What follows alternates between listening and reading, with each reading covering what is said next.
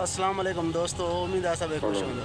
दोस्तों, जीअं त तव्हांखे मालूम आहे त हीअ जेका शख़्सियत असांजे साम्हूं आहे कंहिं तारीफ़ जे मोहताज न आहे। माशाल्लाह अल्हम्दुलिल्लाह पीटीवे दुनिया जो बेताब बादशाह अयूब खोसो साहब अॼु अल्हम्दुलिल्लाह असांजे ॻोठु हली आयो आहे भाऊ खलील अहमद जे शादीअ जे प्रोग्राम ते। अॼु उन सां मुलाक़ात थी ऐं तमामु ॾाढी ख़ुशी थी।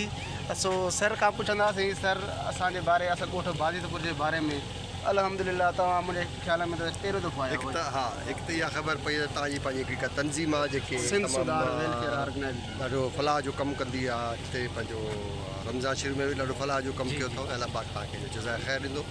ऐं ॻोठु तव्हांजो माशाल्लाह ज़बरदस्त आहे। जीअं मेन रोड खां अचूं था त लॻे पियो त बाग़, पर जीअं हिन पासे ॾे आया आहियूं लॻे थो त मां पंहिंजे ॻोठनि ॾे अची। असांजा ॻोठ बि अहिड़ा ई आहिनि, परे परे घर, परे परे को वण नज़र आयो, पाणी घटि। असांजे इलाइक़े ॾे पाणी आहे कौड़ो, पर तव्हांजो पाणी माशाल्लाह माशाल्लाह अलाह पाक तव्हांखे गंज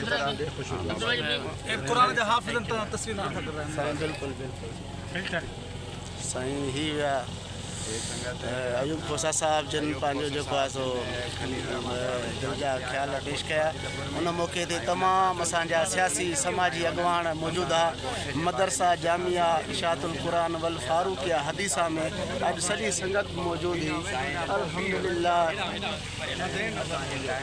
वॾी महिरबानी।